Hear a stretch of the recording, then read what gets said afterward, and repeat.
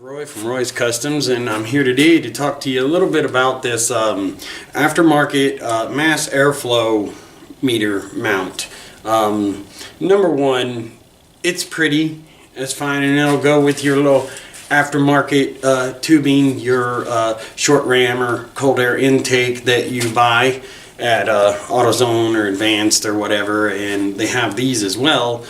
And from the way it looks off at first hand, it looks like it's about the same size and diameter, except for the inside. The inside is not. If you can see from the side, you can see how this one tapers in, and this one does not. This one is probably, I'm just going to throw out a guess, 30% larger diameter, maybe 40% larger. I'm not really sure. I'm not going to sit down and do the math because it would probably take me too long because I'm not a nerd. But anyways, what I would like to discuss about this is, yes, it can be effective, but I'm going to tell you what you really need to do in order to make it work properly. Being as this is much larger, it's going to actually have unmetered air going in, and what that's going to do is that's actually going to lean out the fuel in the cylinder. Now, I know you may think that that's a good thing, but it's not. I know thinned out fuel is going to give you a little bigger bang, but the bad thing is you get it too thin and it's going to start punching holes in the piston, which they actually literally burn holes in the pistons, and then you trash your pistons, and then your engine is shot until you tear it apart and rebuild it.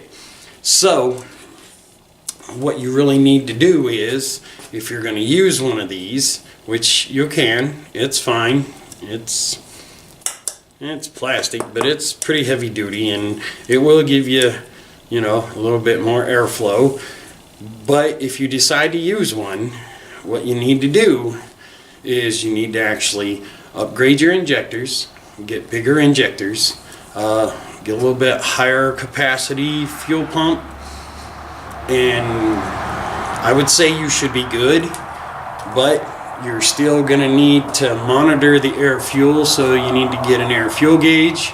And if you're running lean, what you really need to do is probably get some kind of an aftermarket tuner, like an AFC controller of some sort. Apexi makes a good one, or Apexi, whichever way you want to say it. But there's also the SCT, and there's several other piggyback and systems and stuff that you can actually get. But that's what you'll kind of want to do. You'll want to retune it to make sure that it's running in a good range, a nice center range of between squelch and lean. I don't know why they call it squelch. I have no idea, but between squelch and lean, somewhere in there. Anywhere you're going to get your very best performance without it being so lean it's just frying holes in your piston. So anyways, that's kind of what I wanted to actually say about these things, because I had got it and I had put it on, and actually I put it on whenever the head gasket was bad, so I really don't know what it was actually doing. All I know is I put this on there and it ran even worse. But that's probably had a lot to do with the simple fact that number one, it was already trying to compensate for the bad head gasket, you know, so that, and then of course it was also trying to compensate even more for this. And I think I actually had a bad O2 sensor at the time too, so I had these three things all working against me together. And well, so what I would really need to do is I would want to get some kind of a piggyback system and some bigger injectors and go ahead and do that. Now, I don't know what kind of gains you'll get just from this. I have no idea really, but I do know, like I said, you'll need to retune your PCM and stuff to kind of get it to level off.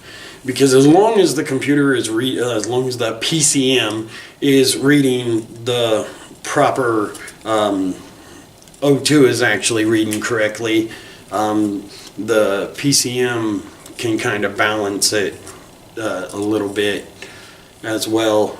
But you know, I mean, and that's just a street guy, just somebody that's trying to do it on a budget and not pay some schmuck that thinks he's smarter than God $1,000 to tune his car, you know. So anyways, that's all I really wanted to say about these. I've actually seen a couple of guys actually use them, and they didn't like them. They said that their car ran crappy with them on. Well, yeah, it will if you're not doing the rest of the mods. See, this is something that a lot of people also don't understand, is there is such thing as supporting mods. Like if you put this on, you have to do mods to other stuff.